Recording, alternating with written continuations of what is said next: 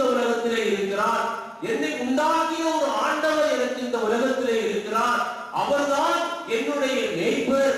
நான் அந்த மேய்ச்சலிலே பங்கு பெறுகிற ஒரு ஆடு என்று நாம் கரங்களை உயர்த்தி ஆண்டவரை மகிமைப்படுத்துவோம். அல்லேலூயா. அருமையான தேவனுடைய பிள்ளையே, நம்மை உண்டாக்கிய ஒரு ஆண்டவர், அந்த மேய்ப்பர், அந்த மேய்ப்பருக்கு கீழே அடங்கி ஜீவிக்கிற ஒரு ஆடுதான் நீங்களும் நானும் என்று வேதத்திலே நாம் வாசிக்கிறோம். இரண்டாவதாக வேதம் சொல்கிறது, அப்படி ஆண்டவரால் உண்டாக்கப்பட்ட அந்த ஆடுகள் எல்லாம் ஆண்டவரை அறிந்து கொள்ளவில்லை, அவரை அறிந்து கொள்ளவில்லை. அவரை விட்டு தூரமாய் விலகி போனார்கள், வழிதப்பி போனார்கள். எல்லாரும் ஏகமாய் பாவம் செய்து கெட்டு போனார்கள். உண்டாக்கின மேய்ப்பரை மறந்து போனார்கள். தங்களுக்கு தாங்களே மேய்ப்பர்களை உண்டாக்கி கொண்டார்கள். தங்களுக்கு தாங்களே மேய்ச்சல் நிலங்களை தேடிக் கொண்டார்கள். தங்களுக்கு தாங்களே நீரை தேடிக்கொண்டார்கள். அந்த ஆடுகளை தேடி ஆண்டவராகிய இயேசு கிறிஸ்து ஒரு நாளிலே இந்த உலகத்திலே வந்தார். கரங்களை தட்டி ஆண்டவரை மகிமைப்படுத்துவோமா? காணாமல் போன ஆடுகளை தேடி, வழிதப்பி போன ஆடுகளை தேடி, மேய்ப்பனை மறுதலித்த ஆடுகளை தேடி, மேய்ப்பனை மறந்து போன ஆடுகளை தேடி அந்த ஆண்டவராகிய இயேசு கிறிஸ்து இந்த நாளிலே உலகத்திலே வந்தார். அவர் ஏசாயா தீர்க்கதரிசியின் புத்தகம் 53ஆம் அதிகாரம் 6வது வசனம் 7வது வசனத்தை ஒருவர் வாசியுங்கள். ஏசாயா 53 6 7 வாசியுங்கள்.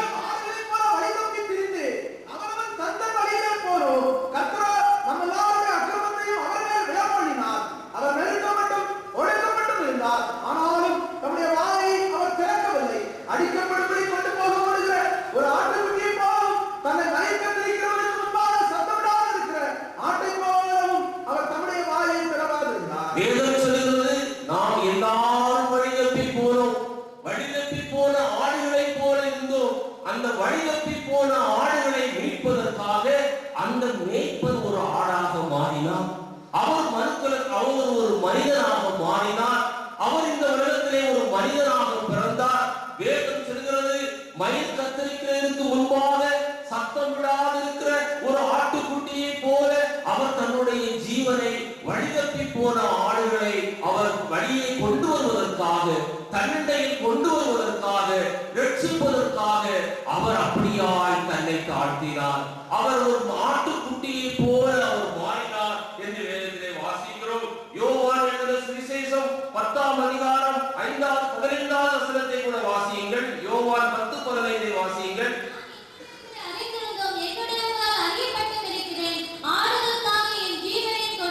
ஆடுகளுக்காக என் ஜீவனையும் நான் கொடுக்கிறேன். அவர் கொடுத்தார்.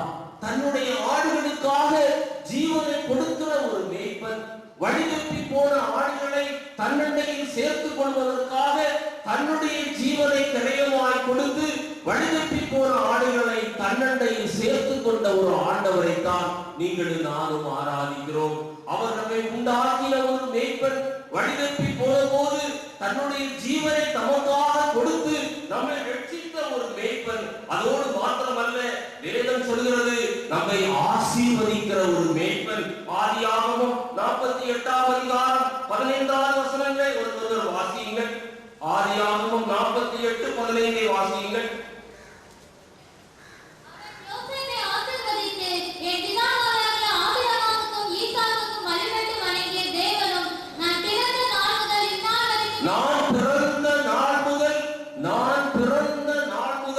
இந்நாள் வரை அந்த ஆங்கில வேதாகமத்திலே நீங்கள் பார்ப்பீர்களானால், தமிழ் வேதாகமத்திலே என்னை ஆதரித்து வந்த மேய்ப்பனே, ஆதரித்து வந்த தேவன் என்று எழுதப்பட்டிருக்கிறது. ஆங்கில வேதாகமத்திலே சொல்லப்படுகிறது, என்னை மேய்த்து வந்த என்னுடைய தேவன். கரங்களை தட்டி ஆண்டவரை மகிமைப்படுத்துவோமா? நான் பிறந்த நாள் முதல், நான் இந்த உலகத்திலே தோன்றின நாள் முதல், அந்த மேய்ப்பன் என்றைக்கு என்னை இந்த உலகத்திலே தோற்றுவித்தாரோ அன்றிலிருந்து இன்று வரை என்னை மேய்க்கிற ஒரு ஆண்டவர், என்னை ஆசீர்வதிக்கிற ஒரு ஆண்டவர், என்னை ஆதரித்து வருகிற ஒரு ஆண்டவர். இந்த அனுபவத்தை உடையவர்கள் கரங்களை தட்டி ஆண்டவரை மீண்டும் மகிமைப்படுத்துங்கள். என்னை ஆதரித்து வருகிற ஆண்டவர், என்னுடைய மேய்ப்பர் எப்படிப்பட்ட மேய்ப்பர்? என்னை ஆதரிக்கிற ஒரு மேய்ப்பர், என்னை ஆசீர்வதிக்கிற ஒரு மேய்ப்பர், என்னை பாதுகாக்கிற ஒரு மேய்ப்பர். வேதம் சொல்கிறது. அதோடு மாத்திரமல்ல, ஆதியாகமம் 41 29ஆம் அதிகாரத்திலே அவருடைய ஆதரிப்பை பற்றி சொல்லப்பட்டிருக்கிறது. 24வது வசனத்தை வாசியுங்கள். ஆனாலும் அவனுடைய வில் உறுதியாய் நின்றது, அவன் புயங்கள் யாக்கோபுடைய வல்லவரின் கரங்களால் பலத்தன, இதனால் அவன் மேய்ப்பனும் இஸ்ரவேலின் கண்மலையுமானான். யோசேப்பை பற்றி சொல்லும்போது யாக்கோபு இப்படியாய் ஆசீர்வதிக்கிறான், அவன் மேய்ப்பனும் இஸ்ரவேலருடைய கண்மலையுமானான். உங்களில் அநேகரை ஆண்டவர் இன்னைக்கு மேய்ப்பர் என்ற தகுதியை தந்திருக்கிறார். அருமையான தேவனுடைய பிள்ளையே, நம்மை இந்த உலகத்திலே உண்டாக்கின ஒரு மேய்ப்பன், இந்த உலகத்திலே நம்மை வழிநடத்தி போன போது நம்மை தேடி வந்த ஒரு மேய்ப்பன், இந்த உலகத்திலே நான் பிறந்த நாள் முதல் இந்நாள் வரைக்கும் என்னை ஆதரித்து வந்த ஒரு மேய்ப்பன். அப்படியாய் வேதம் சொல்கிறது, ஆண்டவரை மேய்ப்பன் என்று சொல்கிறது. அடுத்தபடியாக அந்த வேதம் சொல்கிறது, அந்த மேய்ப்பன் எப்படிப்பட்ட மேய்ப்பனா? நமக்கு சொந்தமான ஒரு மேய்ப்பன். சங்கீதம் 21 முதலாவது வசனத்தை ஒருவர் வாசியுங்கள். 23ஆம் சங்கீதம் முதலாவது வசனத்தை வாசியுங்கள். கர்த்தர் என் மேய்ப்பராய் இருக்கிறார், நான் தாழ்ச்சி அடையேன். பாருங்கள், தாவீது சொல்லும்போது அந்த மேய்ப்பனை தனக்கு சொந்தமாக்கிக் கொள்கிறார். அவர் என்னுடைய மேய்ப்பர், அவர் என்னுடைய ஆண்டவர், அவர் என்னுடைய இரட்சகர், அவர் என்னை இந்த உலகத்திலே தோற்றுவித்தவர். நான் வழிதப்பி போன போது என் பின்னால் வந்தவர், என்னை நான் பிறந்த நாள் முதல் என்னை ஆதரித்து வந்த மேய்ப்பன். அதைவிட மேலான அனுபவம் தாவீதுடைய அனுபவத்தை பாருங்கள். தாவீது சொல்லும்போது சொல்கிறார், கர்த்தர் என் மேய்ப்பராய் இருக்கிறார். கரங்களை தட்டி ஆண்டவரை மகிமைப்படுத்துவாயா? கர்த்தர் உன்னுடைய மேய்ப்பராய் இருக்கிறார், கர்த்தர் என்னுடைய மேய்ப்பராய் இருக்கிறார். ஒரு உலகத்திலே ஒரு தகப்பனுடைய அன்பை காட்டிலும், தாயினுடைய அன்பை காட்டிலும், கணவன் மனைவியுடைய அன்பை காட்டிலும் நம்மிடத்தில் மிகவும் அதிகமாய் அன்பு கூறுகிற, நம்மிடத்தில் அக்கறை காட்டுகிற ஒரு மேய்ப்பன் உண்டு. அவர்தான் ஆண்டவராய் இயேசு கிறிஸ்து. எனவேதான் சங்கீதக்காரன் சொல்லும்போது மிக அழகாக சொல்லுகிறார், கர்த்தர் என் மேய்ப்பராய் இருக்கிறார். கர்த்தர் மேய்ப்பராய் இருக்கிறார் என்று சொல்லவில்லை, சொந்தப்படுத்திக் கொள்கிறார். தன்னுடைய உறவை ஆண்டவரோடு கூட புதுப்பித்துக் கொள்கிறார்.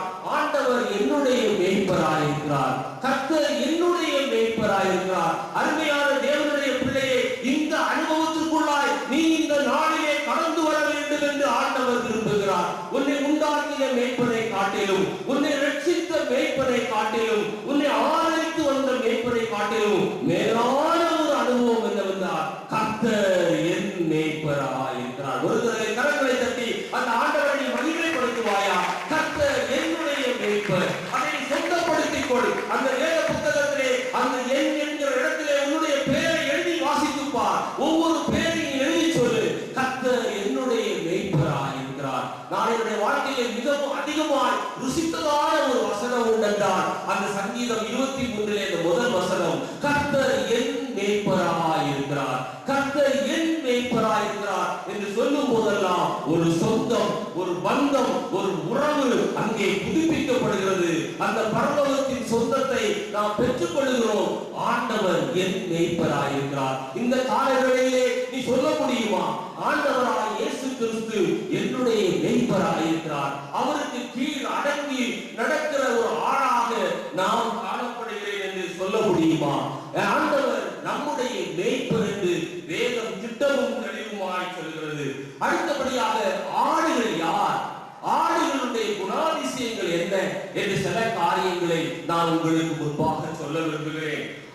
யாரை ஆடு என்று ஆண்டவர் சொல்லுகிறார் என்றால், ஆண்டவராய் இயேசு கிறிஸ்துவை யாரெல்லாம் விசுவாசித்து அவரை தம்முடைய வாழ்க்கையின் சொந்த இரட்சகராக ஏற்றுக்கொண்டு பிதா குமாரன் பரிசுத்தாவின் நாமத்திலே ஞானஸ்நானம் என்கிற உடன்படிக்கையிலே இணைந்து அவரை தன்னுடைய வாழ்க்கையிலே மேய்ப்பராக ஏற்படுத்தி மந்தையிலே சேர்கிறவர்கள் தான் வேத புத்தகத்திலே ஆடு என்று சொல்லப்பட்டிருக்கிறது. ஆடு என்று சொல்லும் போது அந்த ஆடு தனித்து திரிகிற ஒரு அனுபவம் அல்ல. அந்த ஆடு ஒரு மேய்ப்பனுக்கு கீழே வர வேண்டும், அந்த மேய்ப்பனை அது விசுவாசிக்க வேண்டும், அந்த மேய்ப்பனால் அது ரட்சிக்கப்பட வேண்டும், அந்த மேய்ப்பனோடு கூட ஒரு நல்வர சாட்சியின் உடன்படிக்கையாய் ஒரு ஞானஸ்தானத்தை பெற வேண்டும். ஞானஸ்தானத்தை பெற்று அது வெளியே செல்கிற ஒரு அனுபவம் அல்ல, காட்டு கழுதை போல திரிகிற ஒரு அனுபவம் அல்ல. ஒரு மந்தைக்கு உள்ளாய் ஒரு பூமியிலே நியமிக்கப்பட்ட ஒரு மேய்ப்பனுக்கு கீழாய் அடங்கி நடக்கிற ஒரு அனுபவம் தான் ஒரு ஆட்டினுடைய முதல் என்று வேதம் சொல்கிறது. யோவான் எழுதின சுவிசேஷம் 10ஆம் அதிகாரம் முதல் 6 வசனங்களை ஒருவர் வாசியுங்கள். யோவான் எழுதின சுவிசேஷம் 10ஆம் அதிகாரம் முதல் 6 வசனங்களை வாசிக்கலாம். மெய்யாகவே மெய்யாகவே நான் உங்களுக்கு சொல்லுகிறேன், ஆட்டுக்குள் வாசல் வழியாய் பிரவேசியாமல் வேறு வழியாய் ஏறுகிறவன் கள்ளனும் கொள்ளைக்காரனுமாய் இருக்கிறான். வாசல் வழியாய் பிரவேசிக்கிறவனோ ஆடுகளின் மேய்ப்பனாய் இருக்கிறான். வாசலை காக்கிறவன் அவனுக்கு திறக்கிறான். ஆடுகளும் அவன் சத்தத்துக்கு செவி கொடுக்கிறது. அவன் தன்னுடைய ஆடுகளை பேர் சொல்லி கூப்பிட்டு அவைகளை வெளியே நடத்தி கொண்டு போகிறான். அவன் தன்னுடைய ஆடுகளை வெளியே விட்ட பின்பு அவைகளுக்கு முன்பாக நடந்து போகிறான். ஆடுகள் அவன் சத்தத்தை அறிந்திருக்கிறபடியால் அவனுக்கு பின் செல்கிறது. அந்நியனுடைய சத்தத்தை அறியாதபடியால் அவைகள் அந்நியனுக்கு பின் செல்லாமல் அவனை விட்டு ஓடிப்போம் என்றார். இந்த ஓமையை இயேசு அவர்களுடனே சொன்னார். அவர்களோ அவர் சொன்னவைகளின் கருத்தை அறியவில்லை. வாசிகள் 10 வரை வாசிகள். ஆதலால் இயேசு மறுபடியும் அவர்களை நோக்கி, நானே ஆடுகளுக்கு வாசல் என்று மெய்யாகவே மெய்யாகவே உங்களுக்கு சொல்லுகிறேன். அப்போது ஆண்டவராகிய இயேசு கிறிஸ்து தான் சொல்கிறார், நானே ஆடுகளுக்கு வாசலாயிருக்கிறேன், நானே வழியும் சத்தியமும் ஜீவனுமாய் இருக்கிறேன். இந்த உலகத்திலே அவரால் உண்டாக்கப்பட்ட சிருஷ்டிக்கப்பட்ட ஆடுகள் ஏராளம் உண்டு. ஆனால் அவரால் தெரிந்து கொள்ளப்பட்ட ஆடு, மந்தைக்குள் சேர்க்கப்படுகிற ஒரு ஆடு, ரட்சிக்கப்படுகிற ஒரு ஆடு, ஞானஸ்நானம் பெறுகிற ஒரு ஆடு, ஆண்டவராகிய இயேசு கிறிஸ்துவை தன்னுடைய விசுவாசித்து நாவினாலே அறிக்கையிட்டு ரட்சிக்கப்பட்டு ஞானஸ்நானம் பெற்று பரிசுத்த ஆவியின் அபிஷேகம் பெற்று சபையிலே இணைகிறவர்கள் தான் ஆடுகள் என்று வேதத்திலே சொல்லப்பட்டிருக்கிறது. அதற்கு வெளியே இருக்கிற எந்த ஒரு ஆடையும் ஆண்டவர் தன்னுடைய சொந்தமான ஆடாக கருதி கொள்ளவில்லை. அந்த ஆடு உருவாக்கப்பட்டது உண்மைதான், அவரால் படைக்கப்பட்டது உண்மைதான். அந்த ஆடு தாவீது சொன்னது போல சொல்ல முடியாது, கர்த்தர் என் மேய்ப்பராயிருக்கிறார், கர்த்தர் என் மேய்ப்பராயிருக்கிறார் என்று யார் சொல்ல முடியும்? நீ ஞானஸ்நானம் பெற்றிருக்க வேண்டும், நீ பரிசுத்த ஆவியின் அபிஷேகம் பெற்றிருக்க வேண்டும், ஒரு சபையிலே இணைந்து நீ ஆண்டவரை தொழுது கொள்ள வேண்டும், அந்த சபையின் மேய்ப்பருக்கு நீ அடங்கி இருக்க வேண்டும். அப்பொழுதுதான் அந்த சொந்தத்தை நீ உருவாக்கி கொள்ள முடியும். நீ அந்த சொந்தத்தை நீ உருவாக்கி கொள்ள முடியும். நீ ஆண்டவரை ஏற்றுக்கொண்டாயா? நீ ரட்சிக்கப்பட்டாயா? நீ ஞானஸ்நானம் பெற்றாயா? நீ பரிசுத்த ஆவியின் அபிஷேகத்தை பெற்றாயா? இந்த மந்தையிலே இணைந்து நீ காணப்படுகிறாயா? மந்தையுடைய மேய்ப்பர் சொல்லுகிற காரியங்களுக்கு நீ கீழ்ப்படுகிறாயா? வேதம் அவர்களைத்தான் சொல்கிறது, என்னுடைய சொந்தமான ஆடு என்று. நான் மேய்ப்பனாய் இருக்கிறேன், இந்த ஆடுகள் என் மேய்ச்சலின் ஆடு. அருமையான தேவனுடைய ஜனமே, முதல் தகுதி நீ ஆண்டவரை ஏற்றுக்கொண்டிருக்க வேண்டும். ஆண்டவரால் இயேசு கிறிஸ்துவை அவருடைய இதயத்தில் ஏற்றுக்கொள், அவரை விசுவாசி. அவர் ஒருவரே ஆண்டவர், அவர் ஒருவரே இரட்சகர், அவர் ஒருவர் தான் இந்த உலகத்திலே உன்னை நடத்தி செல்ல முடியும். அவர் ஒருவர் தான் உன்னை பரலோக ராஜ்யத்திற்கு நேராக கொண்டு செல்ல முடியும். நீ அவரோடு கூட உடன்படிக்கை பண்ணிக்கொள். ஞானஸ்நானம் பெற்றுக் கொள்வதை நீ காலதாமதம் பண்ணுகிறாயா? நீ மந்தைக்கு வெளியே நிற்கிறாய். நீ அவருடைய ஆடு என்று உன்னைக்கு சொந்தம் பாராட்ட முடியாது. கர்த்தர் என் மேய்ப்பர் என்று நீ சொல்ல முடியாது. இந்த சபைக்கு நீ இணைந்து இருக்கிறாயா? சபையுடைய ஒழுங்குகளுக்கு நீ கீழ்ப்படிந்து இருக்கிறாயா? சபையோடு கூட இணைந்து நீ செயல்படுகிறாயா? அப்பொழுதுதான் நீ சொல்ல முடியும், நான் ஆடாய் இருக்கிறேன், என்னுடைய ஆண்டவர் என் மேய்ப்பராய் இருக்கிறார். இரண்டாவதாக வேதம் சொல்கிறது, ஆடு எப்படிப்பட்ட ஆடு என்று. ஆடு அந்த மேய்ப்பனுடைய சத்தத்திற்கு அது செவி கொடுக்கிற ஒரு ஆடாய் இருக்கிறது. யோவான் எழுதின சுவிசேஷம் 10ஆம் அதிகாரம் 3வது வசனத்தை வாசியுங்கள். யோவான் 10:3 வாசியுங்கள். வாசலை காக்கிறவன் அவனுக்கு திறக்கிறான். ஆடுகள் அவன் சத்தத்திற்கு செவி கொடுக்கிறது. அருமையான தேவனுடைய பிள்ளையே, நீ ஆடானால் அந்த மேய்ப்பனுடைய சத்தத்திற்கு நீ செவி கொடுக்கிறவனாய் காணப்பட வேண்டும். நீ செவி கொடுக்கிறவனாய் பட வேண்டும். வேத பிரமாணங்களுக்கு, வசனங்களுக்கு நீ கீழ்ப்படிக்கிறவனாய் காணப்பட வேண்டும். அந்த ஆடுகள் அவருடைய சத்தத்திற்கு செவி கொடுக்கிறது. யார் சொல்ல முடியும் இந்த காலை வேளையிலே, நான் கர்த்தருக்கு செவி கொடுக்கிற ஒரு ஆடு, கர்த்தருடைய சத்தத்திற்கு நான் செவி கொடுக்கிற ஒரு ஆடு என்று எத்தனை பேர் சொல்ல முடியும்? ஆண்டவரை மகிமைப்படுத்துங்கள். நான் கர்த்தருடைய சத்தத்திற்கு நான் செவி கொடுக்கிற ஒரு ஆடு, என்னுடைய மேய்ப்பன் கேட்ட நாம் கீழ்ப்படுகிறோமா? அதைத்தான் ஆண்டவர் நம்மிடத்தில் எதிர்பார்க்கிறார். நாம் ஆடானால் ஆட்டுகளின் மேய்ப்பன் நம்மை கூப்பிடும் போது, அவர் சொல்லும் போது அந்த சத்தத்திற்கு செவி கொடுக்கிறவர்கள் தான் ஆடு என்று வேதம் சொல்கிறது. இரண்டாவதாக ஆடு யார் என்று சொல்லப்பட்டிருக்கிறது.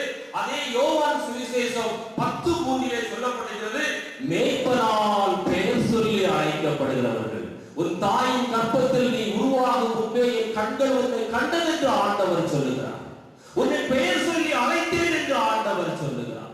உன்னை அழைக்கும் போது அந்த அழைப்பின் சத்தத்தை நீ கேட்டுக் கொள்கிறாயா? பெயர் சொல்லி அழைக்கிற சத்தம், உன்னை பெயர் சொல்லி ஆண்டவர் கூப்பிடுகிற சத்தம். நீ தேவ சமூகத்திலே உட்கார்ந்து இருக்கும் போது, நீ வேத புத்தகத்தை வாசிக்கும் போது, தேவனுடைய பிரமாணங்களை நீ தியானிக்கும் போது அந்த தேவனுடைய சத்தத்தை நீ கேட்கிறாயா? அவர் உன்னை பெயர் சொல்லி அழைக்கிற அனுபவம் உன்னிடத்தில் இருக்கிறதா? வேதம் அருமையாய் சொல்கிறது, அவர் பெயர் சொல்லி அழைப்பார். அந்த மேய்ப்பனுடைய சத்தத்தை உன்னால் கேட்க முடியும்.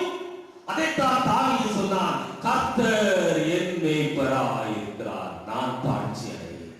அருமையான தேவனுடைய பிள்ளையே, அவர் யாருக்கோ ஆண்டவர் அல்ல, அவர் யாருக்கோ ஆண்டவர் அல்ல. ஒவ்வொரு தனி மனுஷனையும் பெயர் சொல்லி அழைக்கிற ஆண்டவர். ஒவ்வொரு தனி மனுஷனையும் அவர் சத்தமிட்டு கூப்பிடுகிற ஆண்டவர். வேதம் சொல்கிறது, அவருடைய சத்தத்தை நீ கேட்க வேண்டும். அந்த சத்தத்திற்கு நீ கீழ்ப்படிய வேண்டும். அந்த சத்தத்தை நீ விளங்கிக் கொள்ள வேண்டும். அந்த ஆண்டவர் உன்னை அதிகாலையில் அழைப்பார், ராஜாவிலே உன்னை அழைப்பார், உன்னோடு கூட பேசுவார். மகனே இதை செய்ய என்று சொல்லுவார், மகனே இதை செய்யாதே என்று சொல்லுவார். கேட்க முடிகிறதா? அந்த தேவனுடைய சத்தத்தை உங்களால் விளங்கிக் கொள்ள முடிகிறதா? அவர்கள் தான் ஆடுகள். மேய்ப்பனை அறியாத ஆடுகள் ஆடுகள் அல்ல. மேய்ப்பனுடைய சத்தத்தை புரிந்து கொள்ளாத ஆடுகள் ஆடுகள் அல்ல. அவர்களை வேதம் இன்னொன்றாய் சொல்கிறது, அவர்கள் ஓநாய்களை போல வந்திருக்கிறவர்கள். சில ஓநாய்கள் ஆடுகளின் ரோமங்களை போர்த்தி கொண்டிருக்கும். சில ஓநாய்கள் ஓநாய்களாகவே காணப்படும். ஆனால் தேவனுக்கு என்று பிரித்தெடுக்கப்பட்ட ஆடுகள், தேவனுடைய மந்தைக்குள்ளாக வந்த ஆடுகள், தேவனுடைய ரத்தத்தினால் கழுவப்பட்ட ஆடுகள், ரட்சிக்கப்பட்ட ஆடுகள், பரிசுத்தாவின் அபிஷேகம் பெற்ற ஆடுகள், ஞானஸ்தானத்தில் உடன்படிக்கை செய்யப்பட்ட ஆடுகள், மந்தைக்குள்ளாக வந்த ஆடுகள் அந்த மந்தையினுடைய மேய்ப்பனுடைய சத்தத்தை கேட்கும். அந்த சத்தத்தை அது விளங்கிக் கொள்ளும். இது தேவ சத்தம் என்று விளங்கிக் கொள்ளும். இது தேவனுடைய கட்டளை என்று விளங்கிக் கொள்ளும். அந்த சத்தத்திற்கு அது அப்படியே கீழ்ப்படியும். அவர்கள் தான் ஆடுகள் என்று ஆண்டவர் சொல்லுகிறார். மூன்றாவதாக வேதம் சொல்கிறது, அந்த ஆடுகள் எப்படிப்பட்ட ஆடுகளா? உலகத்தில் மேய்ப்பனுடைய சத்தத்தை உணர்ந்து உலகத்திலே அவர்கள் ஜீவித்தாலும், மந்தையை விட்டு வெளியே போனாலும், வேலை பார்க்கிற ஸ்தலமாக இருந்தாலும், அது தங்குகிற வீடாக இருந்தாலும், அது செல்லுகிற ஒரு விழாவாக இருந்தாலும், எந்த இடத்திலும் அந்த ஆடுகள் வெளியே சென்றாலும், மந்தையை விட்டு வெளியே சென்றாலும், மேய்ச்சலுக்காக வெளியே சென்றாலும், அந்த வெளியே செல்லுகிற இடத்திலும் அது தேவனுடைய சத்தத்தை கேட்குமா? மேய்ப்பனுடைய சத்தத்தை கேட்குமா? உலக வேலைக்கு மத்தியிலும் கேட்குமா? உலக நண்பர்களுக்கு மத்தியிலும் கேட்குமா? புறஜாதிகளுக்கு மத்தியிலே நீ உட்கார்ந்திருக்கும் போதும் அந்த ஆடுகளின் சத்தத்தை உன்னால் கேட்க வேண்டும். ஆலயத்தில் வரும்போது மாத்திரமல்ல, ஜெபிக்கும் போது மாத்திரமல்ல, வீட்டுக்குள்ளே மாத்திரமல்ல, நீ பிரயாணம் பண்ணும்போது அந்த ஆடுகளின் சத்தம் உன்னுடைய காதுகளிலே, அந்த மேய்ப்பனின் சத்தம் கேட்கும். உன்னுடைய வேலை ஸ்தலத்திலே கேட்கும். நீ செல்லுகிற இடமெங்கும் அந்த மேய்ப்பனுடைய சத்தம் உன்னுடைய காதுகளிலே குறித்துக் கொண்டே இருக்கும். யோவான் எழுதின சுவிசேஷம் 10ஆம் அதிகாரம் 4வது வசனத்தை வாசியுங்கள். தன்னுடைய ஆடுகளை வெளியே விட்ட பின்பு, ஆடுகளை வெளியே விட்ட பின்பு அவைகளுக்கு முன்பாக நடந்து போகிறான். ஆடுகள் அவருடைய சத்தத்தை அறிந்திருக்கிறபடியினால் அவனுக்கு பின் செல்ல, உனக்கு முன்பாக நடந்து போகிற ஒரு ஆண்டவரை நீ எல்லா இடத்திலும் காண்கிற ஒரு அனுபவம். அல்லேலூயா. நீ உலகத்தில் எந்த மூலைக்கு சென்றால், எந்த இடத்துல நீ தங்கி இருந்தாலும், உனக்கு முன்பாக நடந்து போகிற அந்த மேய்ப்பனுடைய நிழல் உனக்கு தெரிய வேண்டும். அவருடைய சத்தம் உன்னுடைய காதுகளிலே கேட்க வேண்டும். வசனம் இப்படியா சொல்கிறது, அவன் தன்னுடைய ஆடுகளை வெளியே விட்ட பின்பு அவைகளுக்கு முன்பாக நடந்து போகிறான். ஆடுகள் அவன் சத்தத்தை அறிந்திருக்கிறபடியினால் அவனுக்கு பிரியமானதை செய்கிறது. கர்த்தருக்கு பிரியமானவன் பாபிலோனிலே தேவனுடைய சித்தத்தை செய்வான். அல்லேலூயா. அதுதான் ஆடு, அதுதான் ஆடு மேய்ப்பனுடைய உறவு. நீ பாபிலோனிலே குடியிருக்கலாம், எகிப்திலே நீ குடியிருக்கலாம். இஸ்ரவேல் தேசத்தில் மாத்திரமல்ல தேவனுடைய சத்தம் பாபிலோனிலும் அது கேட்கும். அல்லேலூயா. அது எகிப்திலும் கேட்கும், அதை உன்னை வழிநடத்தி செல்லும். ஏனென்றால் வேதம் சொல்கிறது, அந்த ஆடுகளை வெளியே விட்ட பின்பு அந்த மேய்ப்பன் ஆடுகளுக்கு முன்பாய் நடந்து போகிறான். அல்லேலூயா. அந்த ஆடுகள் அவனை பின்தொடர்கிறது. அல்லேலூயா. உனக்கு முன்பாய் ஒரு ராஜா கடந்து போகிறான். வெண்கல கதவுகளின் இருப்பு தாழ்பாளர்களை உடைத்து மறைவான ஆசீர்வாதங்களை உனக்கு வெளிப்படுத்தும்படியாய் உன்னுடைய ராஜா உனக்கு முன்பாய் நடந்து போகிறார். அல்லேலூயா. அதுதான் ஆடு, அதுதான் ஆடு மேய்ப்பனுடைய உறவு. நீ உலகத்திலே வாழும் போது கேட்கிறாயா? ஞாயிற்றுக்கிழமை மாத்திரம் உனக்கு பக்தி வருகிறதா? ஞாயிற்றுக்கிழமை மாத்திரம் நீ அபிஷேகத்தில் நிரப்புகிறாயா? ஞாயிற்றுக்கிழமை மாத்திரம் நீ மேய்ப்பனுடைய சத்தத்தை நீ கேட்கிறாயா? அப்படி அல்ல, எந்நேரமும் கேட்கிறாரோ. கரங்களை தட்டி ஆண்டவரை வணங்குகிறேன். எந்நேரமும் கேட்கிறாரோ. அதுதான் மேய்ப்பன் ஆடுடைய உறவு. அவன் உலகத்தில் வெளியே விட்ட பின்பு ஆடுகள் அவன் சத்தத்தை கேட்கிறது, உலகத்திலே கேட்கிறது, மண்ணைக்கு உள்ளாக கேட்கிறது. அதுதான் ஆண்டவருடைய அன்பு. ஆண்டவர் மேய்ப்பனாய் இருந்து நம்மை வழிநடத்துகிற அந்த கரிசனையின் அளவு ஆழம் அவ்வளவுதான். எங்கு சென்றாலும் அந்த சத்தத்தை கேட்க முடியும். அல்லேலூயா. அடுத்தபடியாக வேதம் சொல்கிறது, உலகத்திலிருந்து வரும் பல சத்தங்களை அந்த ஆடு செவி கொடுத்தார். உலகத்திலிருந்து பலவிதமான சத்தங்கள், டிவி மூலமாய் ஒரு சத்தம், சினிமா மூலமாய் ஒரு சத்தம், நண்பன் மூலமாய் ஒரு சத்தம், பத்திரிகையின் மூலமாய் ஒரு சத்தம், உறவினர் மூலமாய் ஒரு சத்தம், பாரம்பரியம் மூலமாய், கடங்காச்சாரங்கள் மூலமாய், சொந்த பந்தங்கள் மூலமாய் பலவிதமான சத்தங்கள் உலகத்திலே ஆடை தாக்குகிறது. ஆனால் வேதம் என்ன சொல்கிறது? ஆட்டுக்கு ஒரு சத்தம் மாத்திரம் தான் கேட்குவாங்க. அல்லேலூயா. மற்ற சத்தங்கள் ஆட்டுக்கு கேட்கவே கேட்காதா? வாசியுங்கள், யோவான் எழுதின சுவிசேஷம் 10ஆம் அதிகாரம் 5ஆம் வசனத்தை வாசியுங்கள். அந்நியருடைய சத்தத்தை அறியாதபடியினால். அல்லேலூயா. அந்நியருடைய சத்தத்தை அந்த ஆடு அறியாதபடியினால் அவைகள் அந்நியருக்கு பின் செல்லாமல் அவரை விட்டோடி போகும் என்று ஆண்டவர் சொல்கிறார். கரங்களை தட்டி ஆண்டவரை மகிமைப்படுத்துவாயா? தேவனுடைய சத்தத்தை மாத்திரம் கேட்கிறாயா? அந்நியருடைய சத்தத்துக்கு நீ செவி கொடுக்கிற ஒரு ஆளா? உன்னை நீ ஆராய்ந்து பார். இந்த காலை வேளையில் எவ்வளவு நாள் 2 நினைவுகளால் குந்தி குந்தி நடப்பீர்கள் என்று ஒரு நாளிலே எலியா கேட்டார். எத்தனை நாள் நீ 2 நினைவுகளால் குந்தி குந்தி நடப்பாய்? உனக்கு ஆண்டவருடைய ஆசீர்வாதமும் வேண்டும், உலக சிநேகமும் வேண்டும்.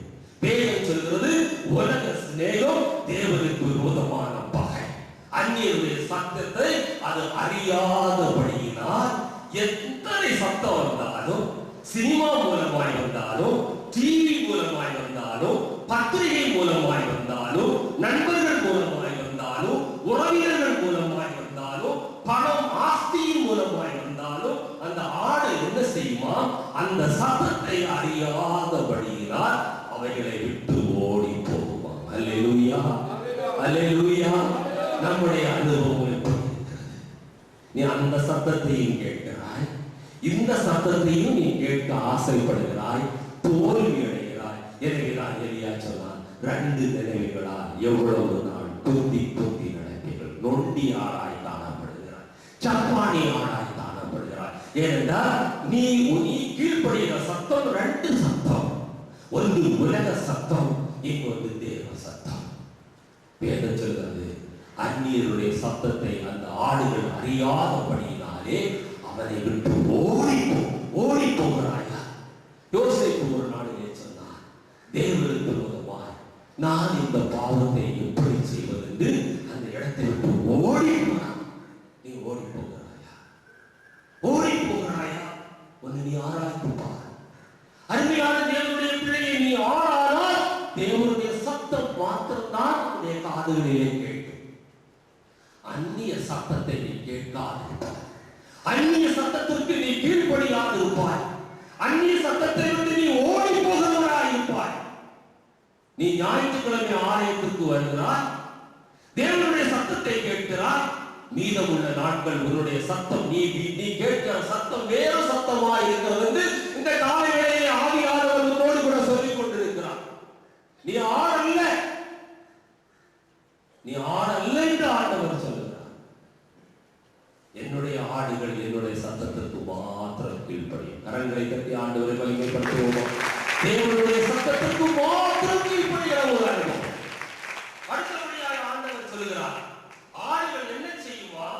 அந்த ஆடுகள் அது தேவனுடைய சத்தத்தை அறிந்து அந்த மேய்ப்பதற்காக அது பாடுபடுமா.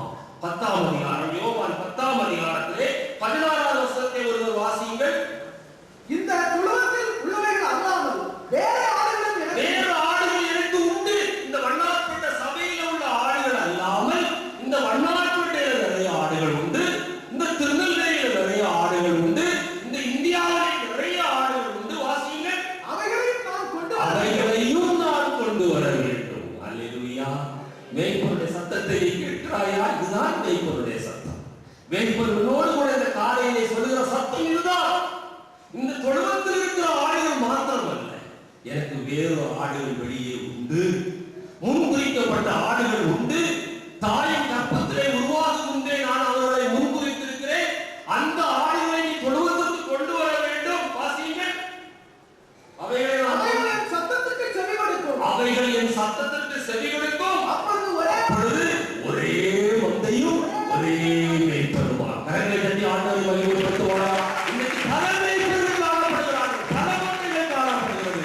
ஆண்டவர் சொல்கிறார், தொழுவதற்கு வெளியே ஆடுகள் இருக்கிறது. அந்த ஆடுகளை நீ கொண்டு வர வேண்டும். அந்த ஆடுகளை நீ கொண்டு வர வேண்டும். அவன் ரட்சிக்கப்பட மாட்டான் நீ நியாயம் இருக்காத.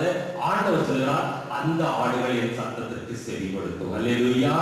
நீ மேய்ப்பதற்கு பதிலாக நீ சத்தம் விடு, நீ அடக்கிக் கொள்ளாதே, நீ சத்தம் விட்டு கூப்பிடு என்று ஆண்டவர் ஏசாயாவிலே சொல்கிறார். நீ உன்னை அடக்கிக் கொள்ளாதே. நீ பெற்றுக்கொண்ட சத்தியத்தை, நீ கேட்ட சத்தத்தை நீ வெளியே போய் சத்தம் விட்டு சொல்லு. அல்லேலூயா. காலையிலே தேவனிடத்தில் கேட்ட சத்தியத்தை நீ மாலையிலே போய் இன்னொரு இடத்துல சொல்லு. எனக்கு இந்த தொழுவத்தில் உள்ள ஆடுகளை தவிர வேறு ஆடுகள் வெளியே உண்டு, அவைகள் ரட்சிக்கப்படாது என்று நீ நினைக்காதே.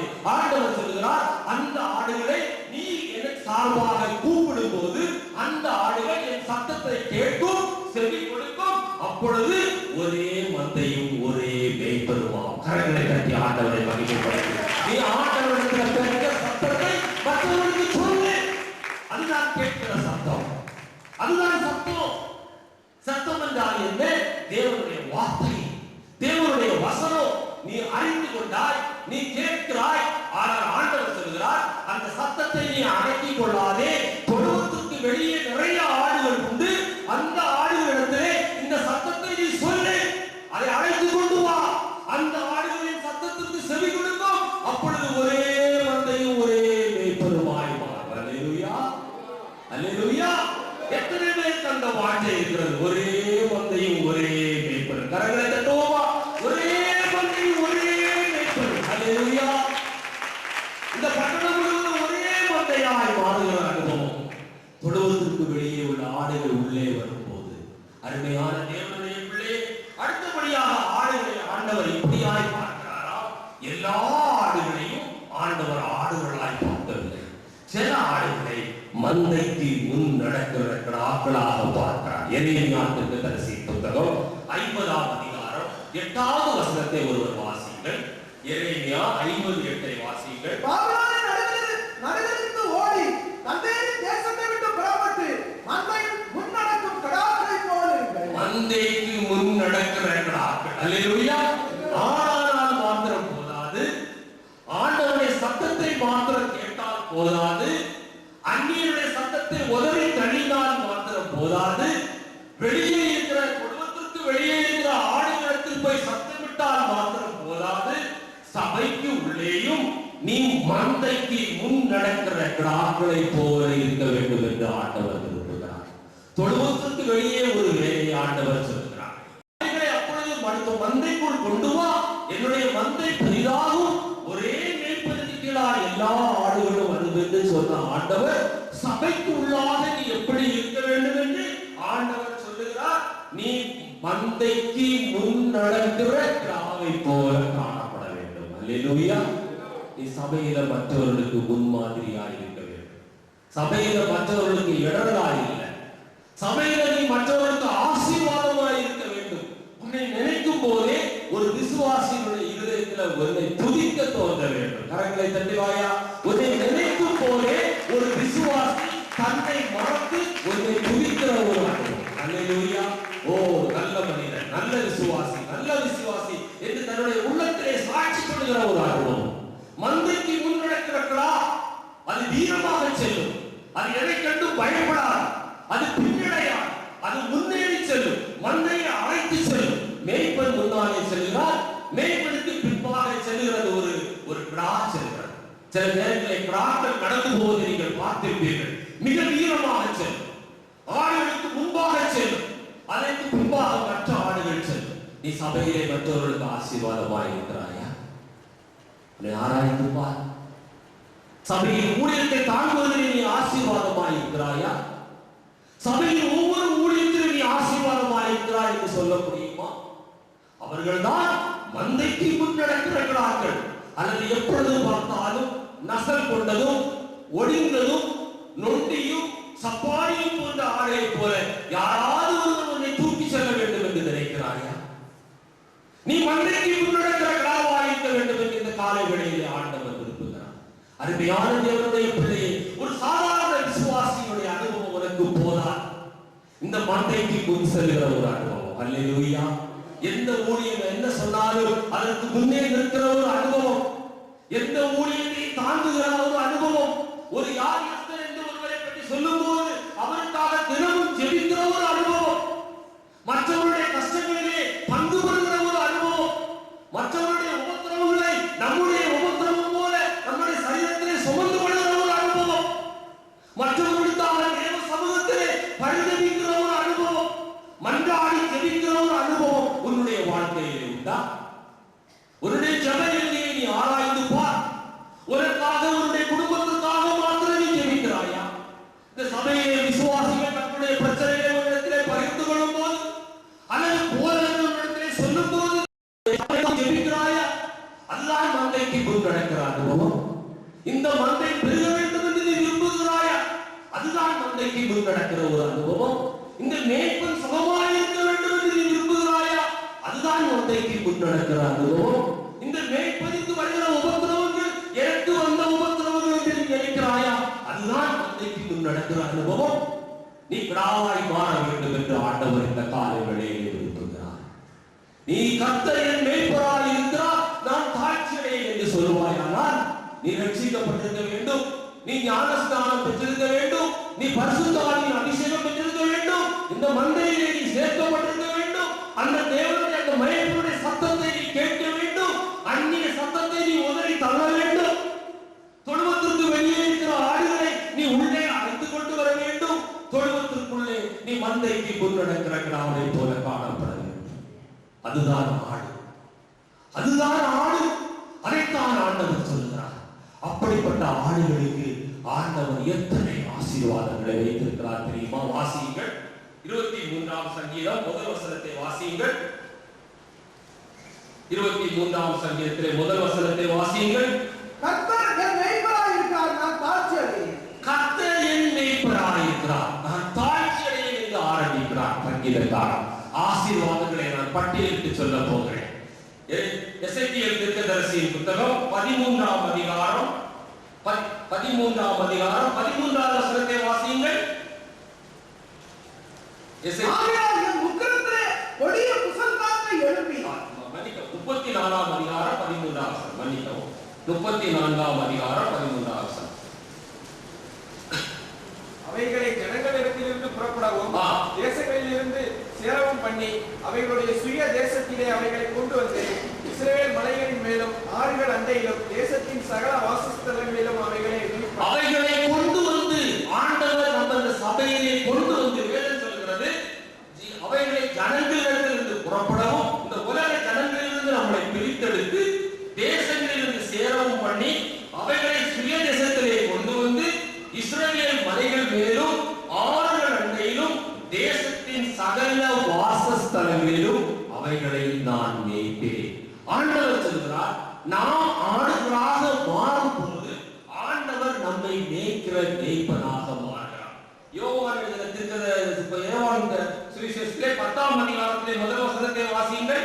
மெய்யாகவே மெய்யாகவே நான் உங்களுக்கு சொல்லுவேன், ஆட்டுத்தொழுவத்துக்குள் வாசல் வழியாய் பிரவேசியாமல் வேறு வழியாய் ஏறுகிறவன் கள்ளனும் கொள்ளைக்காரனுமாய். மெய்யாகவே மெய்யாகவே உங்களுக்கு சொல்லுகிறேன், வாசல் வழியாக பிரவேசிக்கிறவன்.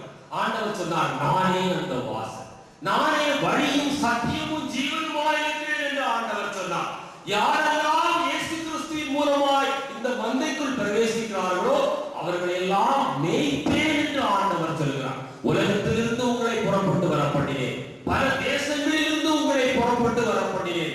என் வாசல் வழியாய் யாரெல்லாம் நீங்கள் பிரவேசித்தீர்களோ அவர்களை எல்லாம் நான் மேய்ப்பேன் என்று சொன்னார். எனவேதான் அப்போஸ்தலர் 2:47 வாசிக்கிறோம், ரட்சிக்கப்பட்டவர்களை கர்த்தர் அனுதினமும் சபையிலே சேர்க்கிறார். இந்த சபையிலே வந்து சேரும் போது அவரை விசுவாசித்து ரட்சிக்கப்பட்டு ஞானஸ்நானம் பெற்று பரிசுத்த ஆவியின் அபிஷேகத்தை பெற்று நாம் இந்த சபையிலே வந்து சேரும் போது வேதம் சொல்கிறது, நம்மை மேய்க்கிறவராய் அவர் மாறுகிறார். நம்மை ஆண்டவர் மேய்க்கிற ஒரு அனுபவத்திற்குள்ளாய் கொண்டு வருகிறார். எசேக்கியேல் 34:15 வாசியுங்கள்.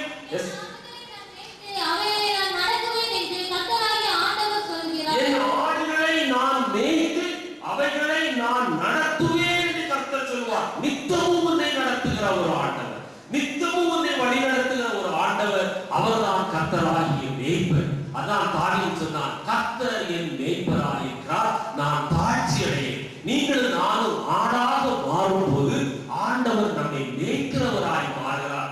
வசனம் இப்படியாய் சொல்கிறது, அவர் நித்தமும் என்னை நடத்துவார், நித்தமும் என்னை மேய்ப்பார். இரண்டாவது ஆசீர்வாதம் சொல்கிறது, சங்கீதம் 23:2 வசனத்திலே அவர் என்னை புல்வெளிகளிலே கொண்டு போகிறார். வாசிக்கிற வசனத்தை, அவர் என்னை புல்லுள்ள இடங்களிலே கொண்டு போகிறார். ஒருக்கு தேவையான புல் எங்கே இருக்கிறது என்று ஆண்டவருக்கு தெரியும். சங்கீதக்காரனாகிய தாவீது அந்த நாட்களிலே அவர் மேய்ப்பனாக இருந்தார். அந்த தேசத்திலே மேய்ப்பர்கள் என்ன செய்வார்களா, முந்தின நாள் அவர்கள் புறப்பட்டு செல்வார்களாம். எந்த இடத்திலே புல் நன்றாக இருக்கிறது, எந்த இடத்திலே புல் வளர்ந்திருக்கிறது, எந்த இடத்திலே புல் பசுமையாக இருக்கிறது என்று மேய்ப்பர்கள் முந்தின நாள் சென்று அந்த புல்லுள்ள இடத்தை கண்டு மறுநாள் அந்த இடத்திலே மந்தையை நடத்தி செல்வார்களாம். சரித்திர புத்தகங்களிலே நான் வாசித்த போது, இந்த சங்கீதத்திற்குரிய விளக்கத்தை நான் வாசித்த போது அங்கே எழுதப்பட்டிருக்கிறது, அன்னைக்கு எபிரேய தேசத்திலே இருந்ததான மேய்ப்பர்கள் முந்தின நாளே சென்று புல்லுள்ள இடங்கள் எங்கே இருக்கிறது என்று பார்ப்பார்களாம். அருமையான தேவனுடைய பிள்ளையே, உன்னுடைய தேவை இன்னதென்று நீ உணர்ந்து கொள்வதற்கு முன்பாக அந்த தேவையை அறிகிற ஆண்டவர் உனக்கு இருக்கிறார். கரங்களை தட்டி அவரை மகிமைப்படுத்துவாயா?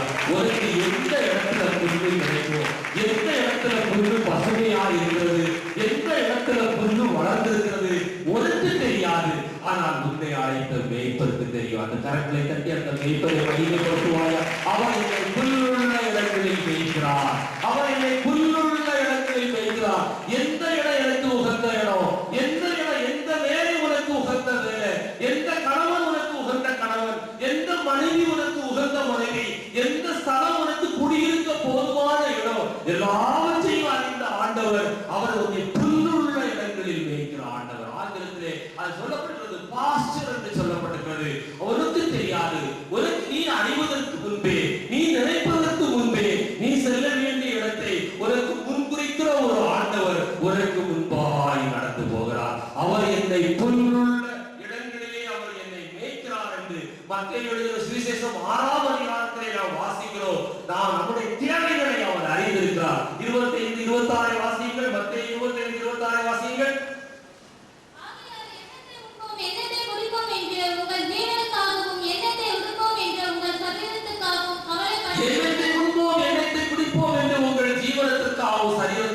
கவலைப்படாதீர்கள், நாளைய தினத்தை குறித்து கவலைப்படாதீர்கள், நாளைய தினம் எப்படியா இருக்குமோ என்று கலக்கம் அடையாதீர்கள். உங்களுக்கு முன்பாக ஒரு மேய்ப்பன் போய் கொண்டிருக்கிறார். உங்களுடைய கண்கள் அதை காண வேண்டும், அந்த தூர தரிசனம் உங்களுக்கு வேண்டும். நாளைக்கு உள்ள தேவையை சந்திப்பதற்கு எனக்கு இன்றைக்கு என்னோடு கூட ஒரு ஆண்டவர் இருக்கிறார். கரங்களை தட்டி மகிமைப்படுத்துவாயா? உங்களுடைய எதிர்காலத்தை சந்திப்பதற்கு உன்னோடு கூட ஒரு ஆண்டவர் இருக்கிறார். உன் பிள்ளைகளுடைய திருமணத்தை நடத்துவதற்கு உன்னோடு கூட ஒரு ஆண்டவர் இருக்கிறார். உன்னுடைய வியாதியை குணமாக்குவதற்கு உன்னோடு கூட ஒரு ஆண்டவர் இருக்கிறார். இருக்கிறார். உன்னுடைய கணவரை உயிர்ப்பிப்பதற்கு உன்னோடு கூட ஒரு ஆண்டவர் இருக்கிறார். அவர் உன்னை புல்லுள்ள இடங்களிலே நடத்தி செல்வார். அங்கே நீ மேய்ச்சலை கண்டடைவாய், நீ திருப்தி அடைவாய். நீ திருப்தி அடைந்து அந்த மேய்ப்பரை நீ பாராட்டி புகழ்கிற நாள் வெகு சீக்கிரத்தில் வந்து கொண்டிருக்கிறது. அந்த மேய்ப்பரை உன்னுடைய பூர கண்களால் இப்பொழுது பார், அவர் உனக்கு முன்பாய் நடந்து கொண்டிருக்கிறார். அந்த மேய்ப்பன் எங்கே உனக்கு புல் கிடைக்கும் என்று அவர் அறிந்தவர் ஆராய்க்கிறார். அவர் என்னை புல்லுள்ள இடங்களிலே மேய்க்கிறார். உன்னுடைய தேவைகளை அறிகிற ஒரு ஆண்டவர். உன்னுடைய தேவைகள் எதுவாய் இருப்பதும், அது வேலை ஸ்தலத்தில் உள்ள பிரச்சனையா, நீ குடியிருக்கிற இடத்தில் உள்ள பிரச்சனையா, குடும்ப வாழ்க்கையில் உள்ள பிரச்சனையா, தனிப்பட்ட தேவையா, உன்னுடைய வியாதியா, உன்னுடைய பலவீனமா, உன்னுடைய தோல்வியா, எதுவா இருந்தாலும் என்னுடைய தேவையை அறிந்த ஒரு ஆண்டவர், நித்தமும் என்னை நடத்துகிற ஒரு ஆண்டவர், எனக்கு முன்பாய் கடந்து போகிற ஆண்டவர். அன்னைக்கு அந்த எபிரேயர் மேய்ப்பர்கள் எப்படியாய் முந்தின நாள் சென்று அந்த மேய்ச்சல் நிலத்தை தேடி பார்த்தார்களோ, அதுபோல உன்னுடைய நாளைய தேவையை பூர்த்தி செய்வதற்காக இன்றைக்கு ஒரு ஆண்டவர் உனக்கு முன்பாய் கடந்து போகிறார். கரங்களை தட்டி ஆண்டவரை மகிமைப்படுத்தி, உன்னுடைய ஆண்டவர் உனக்கு முன்பாய் கடந்து போகிறார். அந்த சத்தத்தை நீ கேள், அந்த மேய்ப்பனுடைய சத்தத்தை நீ கேள், பிற சத்தத்தை நீ ஒதுக்கிவிடு. அந்த மேய்ப்பனுக்கு உன்னுடைய செவியை சாய்த்து கேள். அவர் உன்னை நடத்தி செல்கிற ஒரு ஆண்டவர். இரண்டாவதாக வேதம் சொல்கிறது, 23ஆம் சங்கீதம் 3ஆம் வசனத்தை வாசியுங்கள். அவர் என் ஆத்துமாவை தேற்றி தம்முடைய நாமத்திலிருந்து என்னை நீதியின் பாதையில் நடத்துகிறார். அமர்ந்த தண்ணீர், அமர்ந்த தண்ணீரில் என்னை கொண்டு போய் விடுகிறார். அமர்ந்த தண்ணீரில் என்னை கொண்டு போய் விடுகிறார். இரண்டாவதாக அந்த மேய்ப்பன் என்ன செய்கிறாரோ, ஆடுகளை அமர்ந்த தண்ணீர், அதை ஆங்கிலத்திலே வாசிக்கும் போது ஸ்டில் வாட்டர் என்று எழுதப்பட்டது, தெளிந்த தண்ணீர். ஆடுகள் கலங்கிற தண்ணீரை ஒரு நாளும் குடிப்பதில்லை. ஓடுகிற தண்ணீரை ஆடுகள் குடிப்பதில்லை. கலங்கிற தண்ணீரை ஆடுகள் குடிக்குமேயானால் சேரும் கலந்து வரும், தவறான சத்தியம் அங்கே கலந்து வரும், தவறான உபதேசங்கள் அங்கே கலந்து வரும். ஓடுகிற தண்ணீரை ஆடுகள் குடிப்பதில்லை. ஆடுகள் அடித்து செல்லப்படும். சத்தியத்திலிருந்து அவைகளை புறமே தள்ளி கொண்டு போக வேண்டும். ஆடுகளுக்கு தேவையானது தெளிந்த தண்ணீர், ஸ்டில் வாட்டர். அந்த தண்ணீர் இனிமையாக இருக்க வேண்டும், அது கலங்காது இருக்க வேண்டும், அது தெளிந்த தண்ணீராக இருக்க வேண்டும், அது ஓடாத தண்ணீராக இருக்க வேண்டும். மேய்ப்பர்கள் அந்த நாட்களில் என்ன செய்வார்களாம், அந்த ஓடுகிற தண்ணீரை வாய்க்கால் மூலமாய் வெளியே கொண்டு வருவார்களாம். அல்லது அந்த ஓடுகிற தண்ணீருக்கு மத்தியிலே பாறைகளை கொண்டு வந்து வைத்து அந்த தண்ணீரை தடை செய்து ஒரு சிறிய இடத்திலே தண்ணீர் ஓடாதபடி பார்த்து அந்த தெளிந்த தண்ணீரை உருவாக்கி அங்கே ஆடுகளை குடிக்க வைப்பார்களாம். அப்படியாய் அன்றைக்கு இஸ்ரவேல் தேசத்திலே மேய்ப்பர்கள் ஆடுகளுக்கு தண்ணீர் காட்டின அனுபவத்தை நான் வாசித்திருக்கிறேன். அருமையான தேவனுடைய பிள்ளையே, அதுபோல நீ ஒரு நல்ல சத்தியத்தை கேட்க வேண்டும். சத்தியம் கலப்படமில்லாத சத்தியத்தை நீ கேட்க வேண்டும். கூட்டப்படாத சத்தியத்தை நீ கேட்க வேண்டும். குறைக்கப்படாத சத்தியத்தை நீ கேட்க வேண்டும். சத்தியத்தை நீ சத்தியமாய் அறிந்து கொள்ள வேண்டும் என்றுதான் ஆண்டவர் உன்னை சபைக்குள்ளாய் கொண்டு வந்திருக்கிறார். தெளிந்த தண்ணீரை நீ குடிக்க வேண்டும் என்றுதான் ஆண்டவர் உலகத்திலே வெளியே இருந்த உன்னை சபைக்குள்ளாய் கொண்டு வந்திருக்கிறார். இன்றைக்கு அநேகர் தெளிந்த தண்ணீரை குடிக்க மனதில்லாமல், கலக்காத தண்ணீரை குடிக்க மனதில்லாமல் கலங்கிய தண்ணீரை குடிக்க போகிறார்கள். தண்ணீரை தாங்களே கலக்கிக் கொள்கிறார்கள். மற்றவர்கள் குடிக்காமல் அந்த தண்ணீரை கெடுத்து விடுகிறார்கள். ஆனால் ஆண்டவர் நம்மை அழைத்தது அதற்கல்ல, நீயும் நானும் தெளிந்த தண்ணீரை குடிக்க வேண்டும். அல்லேலூயா. உனக்காக ஒரு மேய்ப்பன் இருக்கிறான். ஓடுகிற தண்ணீரை அவன் நிறுத்துகிற ஒரு மேய்ப்பன். அவன் கலங்கிய தண்ணீரை தெளிந்த தண்ணீராய் மாற்றுகிற ஒரு மேய்ப்பன். அவர்தான் நம்முடைய ஆண்டவராகிய இயேசு கிறிஸ்து. அந்த தெளிந்த தண்ணீரை அவர் நமக்கு ஆயத்தப்படுத்துகிறார். 78ஆம் சங்கீதத்திலே 37ஆம் வசனத்திலிருந்து 39 வரை ஒருவர் வாசியுங்கள். 78ஆம் சங்கீதம் 37 39 வரை வாசியுங்கள். அவர்கள் இருதயம் அவரிடத்தில் நிறைவேறப்படவில்லை. இன்றைக்கு அநேகருடைய இருதயம் ஆண்டவரிடத்திலே நிறைவேறப்படவில்லை. தெளிந்த தண்ணீரின் மேல் அவர்கள் இன்றைக்கு உற்சாகமாக இல்லை. வேதம் சொல்கிறது, அவருடைய உடன்படிக்கையிலே அவர்கள் உண்மையாக இருக்கவில்லை. தெளிந்த ஒரு மேய்ப்பன், அவன் கலங்கிய தண்ணீரை தெளிந்த தண்ணீராய் மாற்றுகிற ஒரு மேய்ப்பன். அவர்தான் நம்முடைய ஆண்டவராகிய இயேசு கிறிஸ்து. அந்த தெளிந்த தண்ணீரை அவர் நமக்கு ஆயத்தப்படுத்துகிறார். 78ஆம் சங்கீதத்திலே 37ஆம் வசனத்திலிருந்து 39 வரை ஒருவர் வாசியுங்கள். 78ஆம் சங்கீதம் 37 39 வரை வாசியுங்கள். அவர்கள் இருதயம் அவரிடத்தில் நிறைவேறப்படவில்லை. இன்றைக்கு அநேகருடைய இருதயம் ஆண்டவரிடத்திலே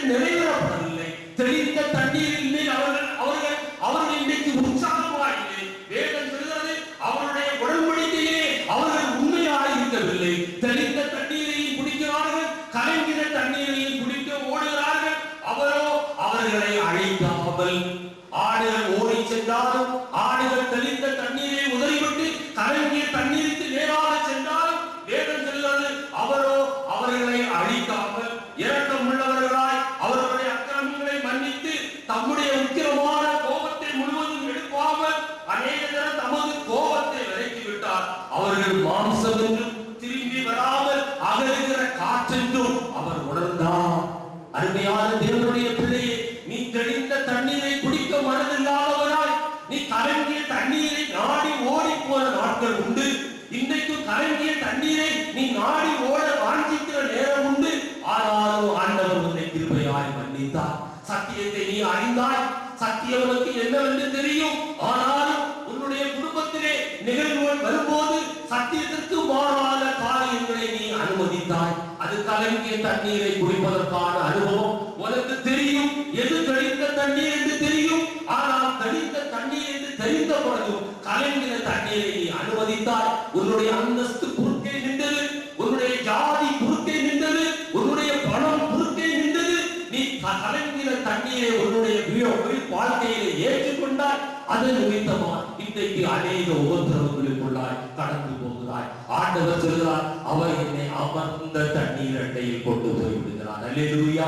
அருமையான தேவனுடைய பிள்ளை, நீ அறிந்த சத்தியம் உனக்கு உண்மை என்று தெரிந்தால் எல்லா சூழ்நிலையிலும் அந்த சத்தியத்திலே நீ நிலைத்தது என்று ஆண்டவர் சொல்கிறார். அந்த சத்தியத்தை விட்டு நீ மாறி போகாதே என்று சொல்கிறார். திருமண காலகட்டங்களிலே தெளிந்த தண்ணீரை உதறிவிட்டு கலங்கின தண்ணீரை குடித்தவர்கள் உண்டு.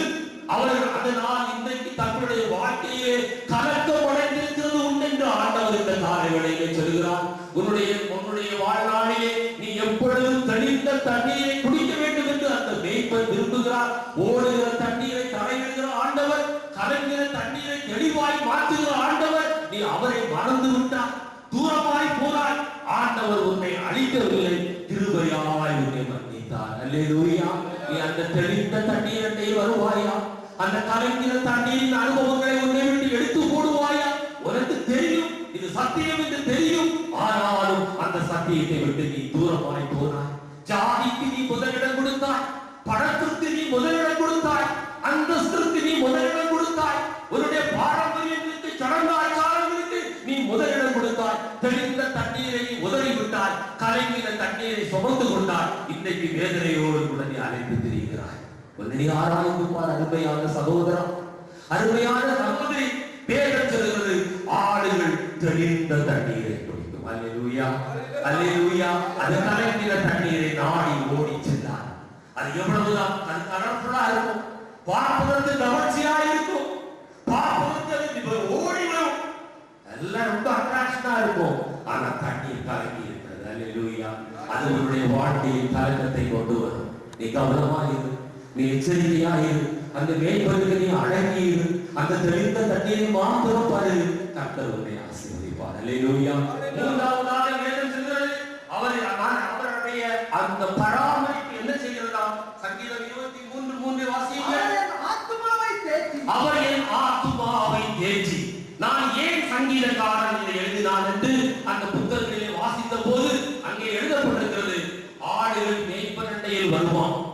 அது மேய்ந்து கொண்டிருக்கும் போது ஆடுகள் மேய்ப்பன் அண்டையில் வரும்போது அவன் அந்த ஆடை அப்படியே தடவி கொடுப்பான், ஆடை தட்டி கொடுப்பான், ஆடை முகத்தை அப்படியே பிடித்து வரடுவான். நான் இந்த காட்சியை பார்த்திருக்கிறேன். இந்த சங்கீதத்தை நான் மிகவும் அதிகமாய் விரும்புகிறபடினாலே இந்த ஆடு மேய்க்கிறவர்களையும் ஆடுகளையும் நான் உன்னிப்பாய் கவனித்து பார்த்திருக்கிறேன். சிலர் மேய்ப்பர்கள் ஆடுகளுக்கு முத்தம் கூட கொடுக்கிறார்கள். அவ்வளவு அன்பு ஆடுகள் மேல் அந்த மேய்ப்பர் வைக்கிறார். ஆங்கில பைபிளில் அப்படி தட்டி கொடுக்கிற ஒரு அனுபவம், உன்னுடைய ஆத்துமாவை தேற்றுகிற ஒரு ஆண்டவர். அல்லேலூயா.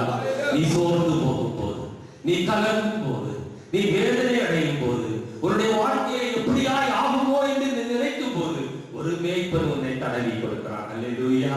உன்னை தட்டி கொடுக்கிறார், உனக்கு முத்தம் கொடுக்கிற ஒரு ஆண்டவர், உன்னை அரவணைக்கிற ஒரு ஆண்டவர், உன்னை மோந்து பார்க்கிற ஒரு ஆண்டவர். என்னுடைய பிள்ளையுடைய வாசனை எப்படி ஆயிருக்கிறது. அல்லேலூயா. அந்த ஆடை மேய்ப்பன் தடவி கொடுப்பது போல, ஆடை மேய்ப்பன் தட்டி கொடுப்பது போல, ஆடுடைய முகத்தை தன்னுடைய முகத்தோடு சேர்த்து வைப்பது போல, தன்னை ஆடை முற்றுவது போல உன்னை தேற்றுகிற ஒரு ஆண்டவர் உன் அண்டையில் இருக்கிறார். Hallelujah. He gives a gentle back to God வேதம் சொல்கிறது. ஏசாயா தீர்க்கதரிசியின் புத்தகம் 49ஆம் அதிகாரம் 15ஆம் வசனத்தை ஒருவர் வாசிங்கள். அந்த மேய்ப்பன் எப்படியாய் நம்மை நேசிக்கிறார் என்று பாருங்கள். Hallelujah.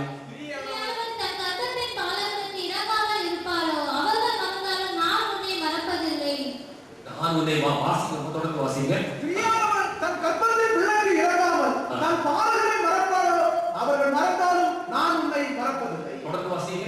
இதோ என் உள்ளங்கைகளில் இதோ என் உள்ளங்கைகளில் நான் உன்னை வரைந்து வைத்திருக்கிறேன். ஹல்லேலூயா. நீ உன்னுடைய உள்ளங்கையை ஒரு ஜோசியத்தை போய் காட்ட வேண்டிய அவசியம் இல்லை. உன்னுடைய எதிர்காலம் எப்படி இருக்கும்னு நீ உள்ளங்கையை ஜோசியத்தை காட்ட வேண்டிய அவசியம் இல்லை. அவனே வழி இல்லாம தான் ரோட்டுக்கு வந்திருக்கிறான். உன்னுடைய உள்ளங்கை அவருடைய உள்ளங்கையில ஆண்டவர் உன்னை வரைந்து வைத்திருக்கிறார். ஹல்லேலூயா. அந்த ஆண்டவரை கரங்களை தட்டி மகிமைப்படுத்துவோமா? அந்த ஆண்டவரை கரங்களை தட்டி மகிமைப்படுத்துவோமா? ஒவ்வொருவருடைய எதிர்காலத்தில் வரைந்து வைத்திருக்கிற ஒரு ஆண்டவர். வானம் எனது சிங்காசனம், பூமி எனது பாதப்படி, சர்வ வல்லமை உள்ள ஆண்டவருடைய உள்ளங்கையில் நான் வரைந்து வைத்திருக்கிறேன். அந்த ஆண்டவர் தடவுவதை நீ உணர்ந்திருக்கிறாயா? அந்த ஆண்டவர் உன்னை முத்தமிடுவதை நீ உணர்ந்திருக்கிறாயா? அந்த ஆண்டவர் உன்னை ஆட்சி தேற்றுவதை உணர்ந்திருக்கிறாயா?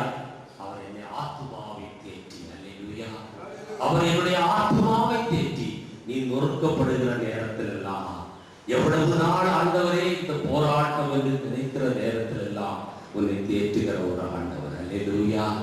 தாய் தன் பாலகனை மறந்தாலும் நான் உங்களை மறப்பதில்லை, உங்களை எல்லாம் என் உள்ளங்கையில் ஆட ஆட அணைக்கிற ஒரு மேய்ப்பன், ஆட மோந்து பார்க்கிற ஒரு மேய்ப்பன், ஆடுக்கு புத்தம் கொடுக்கிற ஒரு மேய்ப்பன், ஆட தட்டி கொடுக்கிற ஒரு மேய்ப்பன், நம்முடைய பரம மேய்ப்பன். அல்லேலூயா, அல்லேலூயா. அந்த அந்த அந்த அணைப்பு, அந்த அந்த உறவுக்குள்ளாய் நீ கடந்து வர வேண்டும் என்று ஆண்டவர் விரும்புகிறார். அவருடைய சத்தத்தை நீ கேட்கிறாயா? அவருடைய சத்தத்தை நீ கேட்கிறாயா? அந்நிய சத்தத்தை நீ விளக்குகிறாயா? அவருடைய நீ இறங்கி வா.